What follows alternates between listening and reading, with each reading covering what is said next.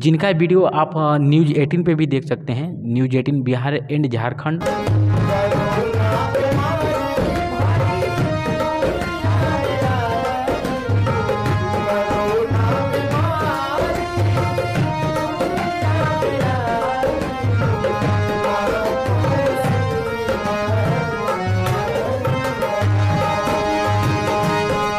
Corona बीमारी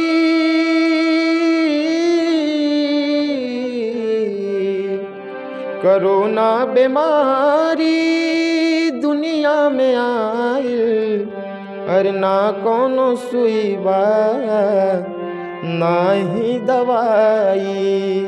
अभी तकल्लुफ है गुफ्तगू में, अभी मोहब्बत नई नई है। खामोश लब है झुकी है पलकें, अभी मोहब्बत नई नई है।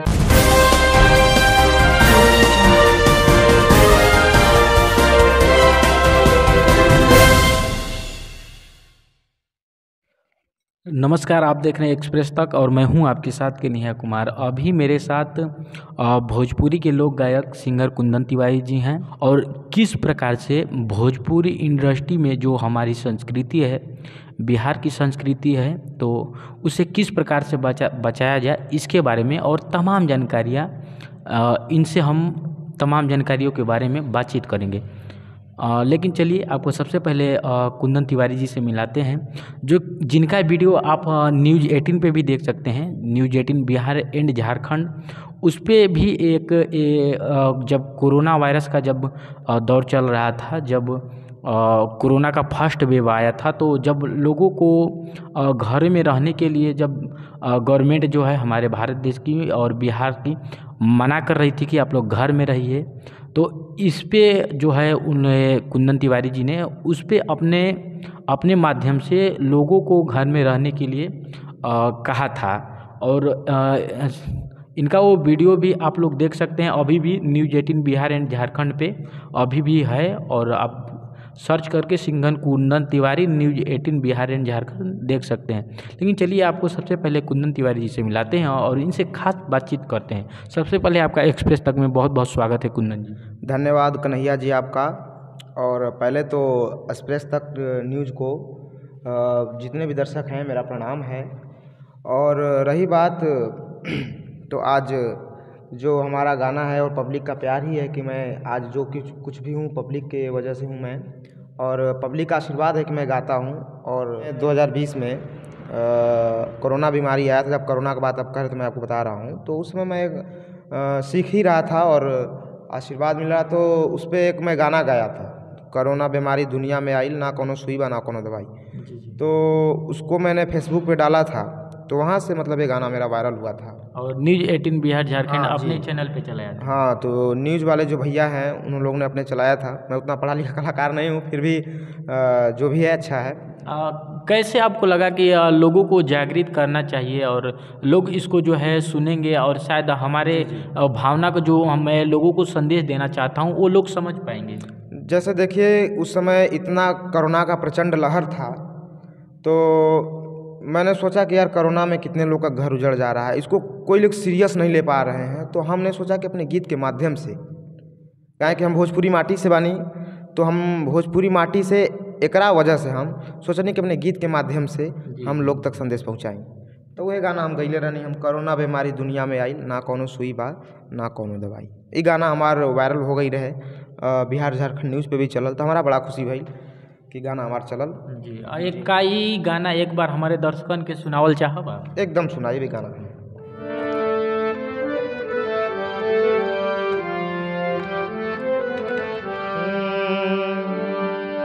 कोरोना बीमारी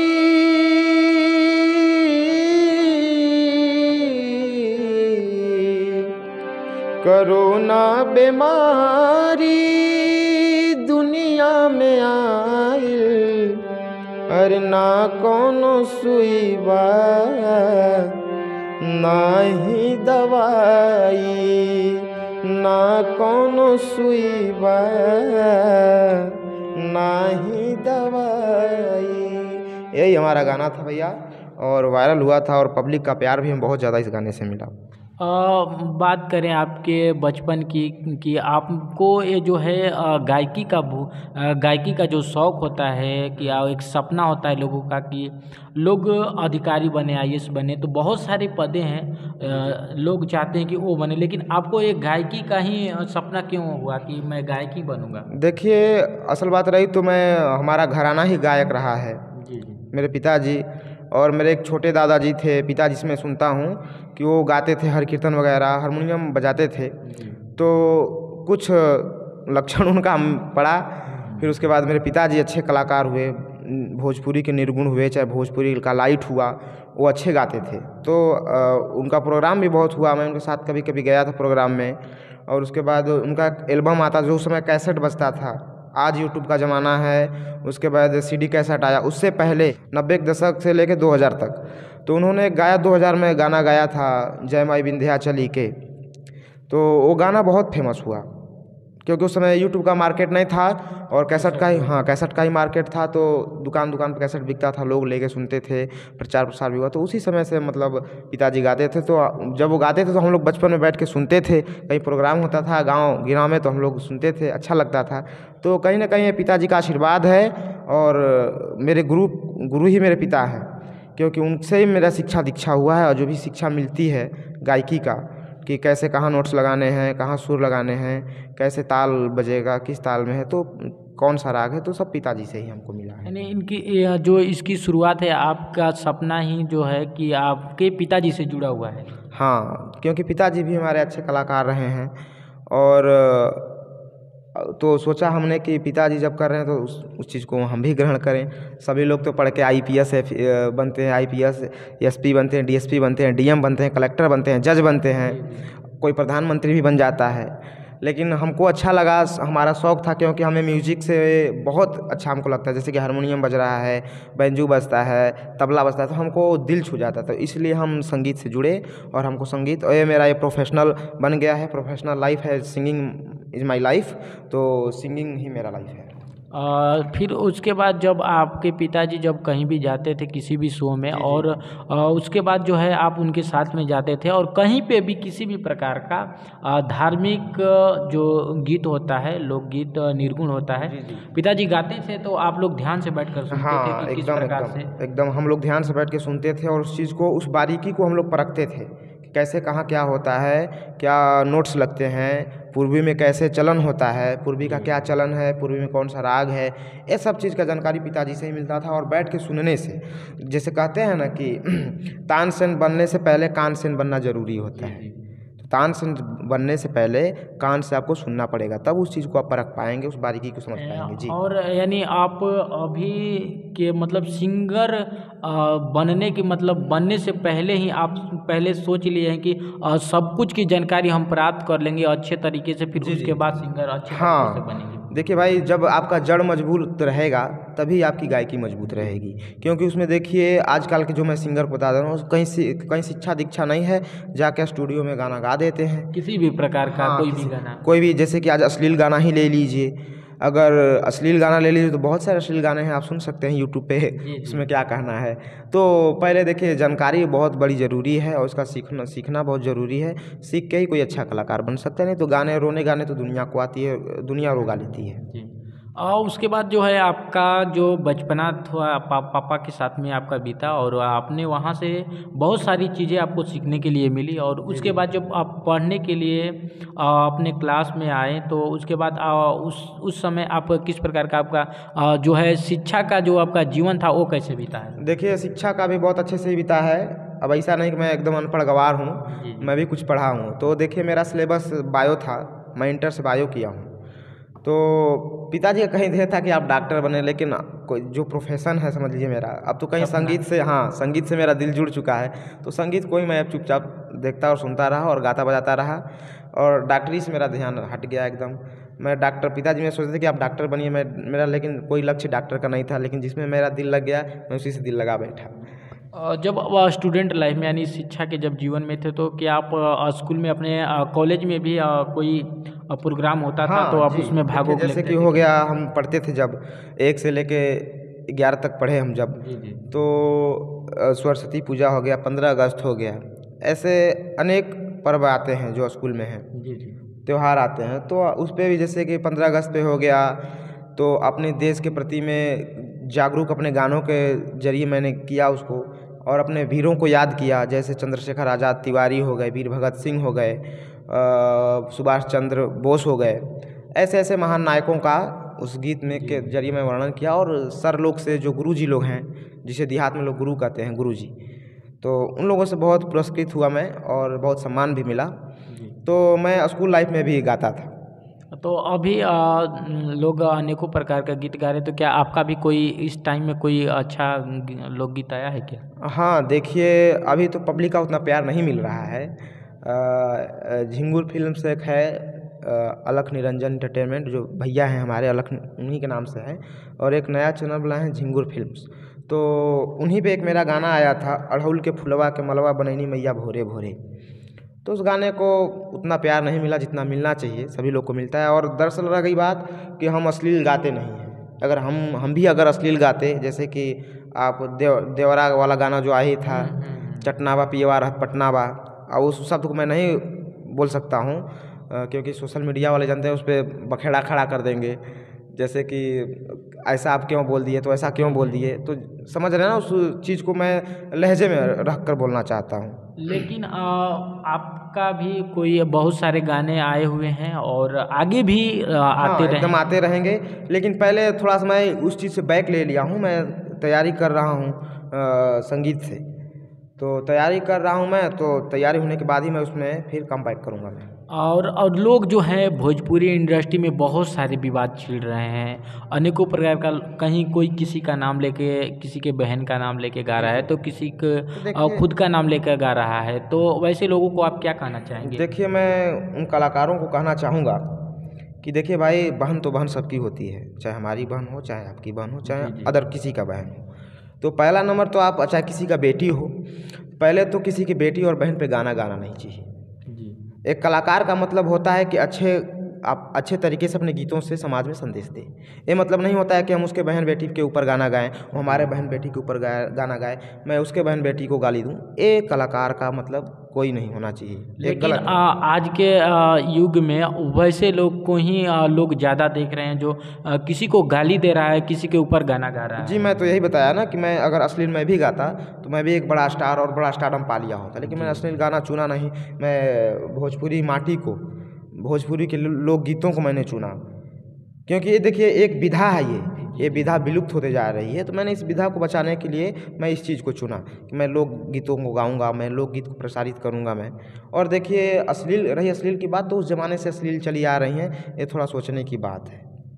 भरत शर्मा भी गाए होंगे कुछ गाना, लेकिन उतना अश्लील वो भी गाए हैं, बहुत सारे गाने हैं। एक उनका ये गाना था कि उस गाने पे भी लोग जब उनसे लोगों से, जो लोग अश्लील गाना गाए थे, तो उनसे सवाल किया गया था, तो वो लोग अपने माध्यम से बोले थे कि एक उनका भी तो एक गाना था जो अश्लील था कि देवर तनी दैया पर डाली दर्द आई, इस गाने को भी लोग लिए थे। हाँ, तो लिए था। तो देखिए, उसमें बस समझने की मतलब है, अपने माइंड को कैसे उस तरीके से लिया जाए। जी। तो वही बात है, समझ लीजिए। जैसे कि अब आजकल के गाना देख रहे हैं, अनेक प्रकार के आ रहे हैं। जैसे गाना अभी ले लीजिए ना, आया था इसका चंदन चंचल का गाना, देवरा ढोढ़ी चटनावा। जी। उस शब्द को मैं बोलना नहीं चाहता था, लेकिन मीडिया वाले बुलवा ही लेते हैं। तो यही सब गाना आ रहे हैं, तो क्या मैं उस पर बात करूं। अब देखिए, इतना असली गाना आ रहा है, पब्लिक का भी प्यार भी मिल रहा है। अच्छे गाना मैं गाया, जैसे कि मैं गाना गाया था अड़हुल के फुलवा के मलवा बनैनी मैया भोरे भोरे, करीब उसको 1000 लोगों ने सुना। अगर मैं भी ऐसा गाना गाता जी तो मेरा भी गाना हिट हो जाता, लेकिन मैं उस गाने को नहीं चुनूंगा, और मैं शपथ खाता हूँ कि मैं उस गाना कभी गाऊंगा भी नहीं।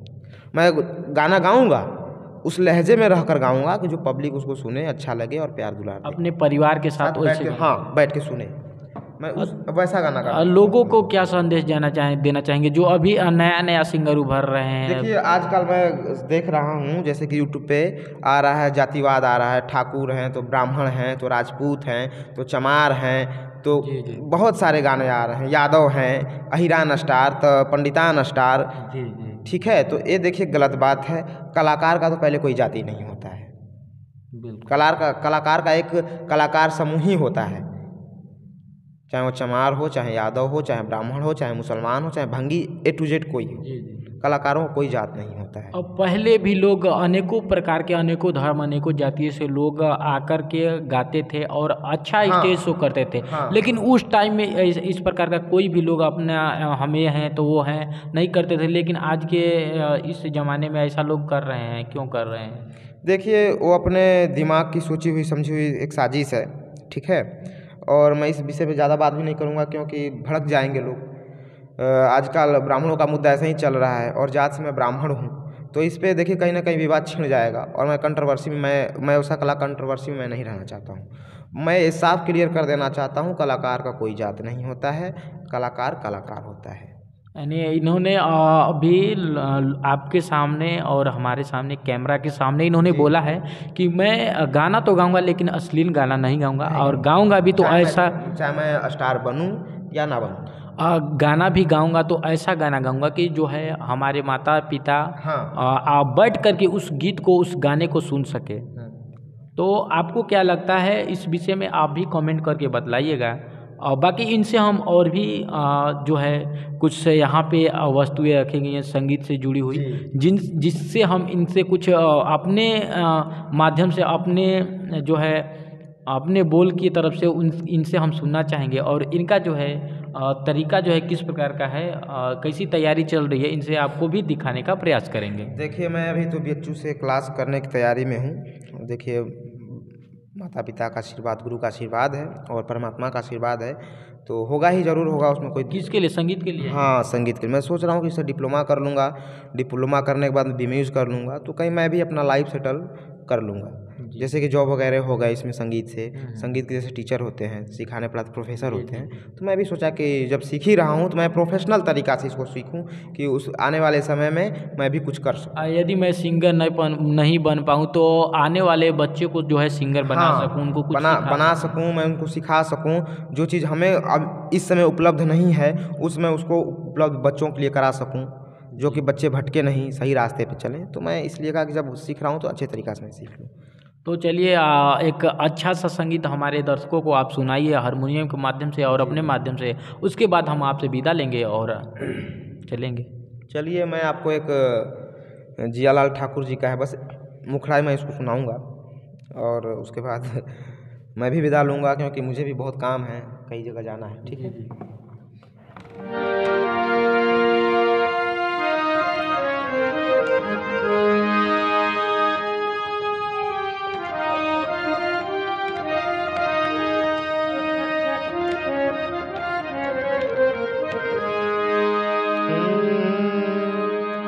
आचर भीज गइल बा नैनवा के नीर से, जाने कौना पीर से ना अभी मोहब्बत नहीं है, खामोश लब है, झुकी है पलकें, अभी मोहब्बत नहीं है। अभी तकल्लुफ है गुफ्तगू में, अभी तकल्लुफ है गुफ्तगू में, अभी मोहब्बत नहीं है, खामोश लब है, झुकी है पलकें, अभी मोहब्बत नहीं है, खामोश लब है, झुकी है पलकें, दिलों में उल्फत नहीं है। और देखिए, जो खानदानी रईस है वो मिजाज रखते हैं नर्म अपना, तुम्हारा लहजा बता रहा है, तुम्हारा लहजा बता रहा है, अभी ये दौलत नई है, खामोश लब हैं झुकी हैं पलकें, दिलों में उल्फत नई नई है, दिलों में उल्फत नई नई है। तो देखिए, ये सब माटी की गीत है कन्हैया जी, और ये सब अपने विधा में एक अलग ही पहचान बनाई हुई हैं। अश्लील गाना तो बहुत हैं, बहुत लोग गा के स्टार, लेकिन ये सब गाना जो दिल को सुकून देती हैं, अपने माटी की चीज़, जो भोजपुरी माटी की चीज़ है, संस्कृति। हाँ, ये अपनी भोजपुरी की, जैसे कि हम लोग भोजपुरी को अपनी माई माता भी कहते हैं। जैसे भोजपुरी में कहा जाला कि भोजपुरी हमारी माई है, तो भोजपुरी के अपने माई की इज्जत कैसे हम बिखेर देंगे। तो यही बात है। तो भोजपुरी की माटी की इज्जत को मैं नहीं उछालना चाहता हूँ, मैं अपनी भोजपुरी की सभ्यता को बचाना चाहता हूँ। तो भोजपुरी की सभ्यता उसी में बच सकती है जबकि हम अश्लील गाना बंद करेंगे। और देखिए, यहाँ तक कि अश्लील गाना का भी विरोध इतना ज़बरदस्त चल रहा है कि पूछिए मत। जैसे कि मगहिया जवान वाले और सब अदर चैनल वाले इसका मतलब करते हैं, जैसे कि आप भी इसी लाइन से जुड़े हैं, आप भी एक्सपोज कर देते हैं किसी को, देखिए अश्लील गा रहा है, तो ऐसे मतलब सभी मीडिया वाले हाथ धो के पड़ गए हैं इन लोग के पीछे। कभी क्या लगता है, सुधार पाएंगे हम लोग कि नहीं? प्रयास सफल रहेगा कि नहीं? प्रयास तो एकदम देखिए सफल, कहीं ना कहीं देखिए बहुत बहुत सुधार हुआ है। कहीं ना कहीं जो अश्लील गीत में है, ये मीडिया वालों की वजह से बहुत सुधार में है। बाकी हमारे साथ भोजपुरी के लोक गायक कुंदन तिवारी जी थे, और इन्होंने बतलाया कि किस प्रकार से भोजपुरी में चल रहे अश्लीलताओं को दूर किया जाए, और यदि ये इसमें सफल नहीं हो पाते हैं तो अपने माध्यम से, अपने पढ़ाई के माध्यम से जो है तैयारी कर रहे हैं, और बाकी कहीं पे जाके संगीत सिखाने का प्रयास करेंगे, और आने वाले भविष्य में लोगों को, बच्चे को तैयार करेंगे। और बाकी कुंदन जी का बहुत बहुत धन्यवाद कि इन्होंने अपना जो है कीमती समय निकाल कर हमसे खास बातचीत किया, और भोजपुरी में फैल रहे विवादों को के बारे में हमें कुछ जानकारी दिया और बतलाया। मेरे तरफ से एक्सप्रेस तक को नमस्कार, प्रणाम, आदाब, सत श्री अकाल। और यदि वीडियो अच्छा लगा हो तो एक लाइक कर दीजिएगा, और अपने सभी दोस्तों में शेयर कर दीजिएगा, ताकि जो है वो लोगों को भी एक सीख मिले कि भोजपुरी के कैसे गानों को सुना जाए और कैसे गाने को जो है नहीं सुना जाए। और अच्छा लगा हमारा प्रयास तो चैनल को सब्सक्राइब कर दीजिएगा। और आप भी कुछ इस चैनल के माध्यम से बोलना चाहेंगे तो? जी ज़रूर बोलना चाहेंगे। देखिए, एक्सप्रेस तक न्यूज़ बहुत अच्छा न्यूज़ चैनल है, जो कि इस पर अच्छे अच्छे न्यूज़ आते हैं, अपने गांव गिराव से और शहर शहरात से आते हैं, तो पता चलता है हम लोग को। तो इस न्यूज़ को आप लोग सब्सक्राइब करिए, लाइक करिए, और इसको शेयर करिए, और बेल आइकन का घंटी दबाइए। ये बहुत अच्छा न्यूज़ है और बहुत अच्छे खबर चलाता है इसमें। और आपके पास भी कोई घटना है तो नीचे हो रहे स्क्रॉल हो रहे नंबर पे इसकी जानकारी हमें दें, और हम आपकी पूरी तरह से मदद करेंगे, और इसकी जानकारी जो जनता की आवाज़ को गवर्नमेंट तक, सरकार तक पहुंचाने का प्रयास करेंगे। Subscribe now and press the bell icon, never miss an update.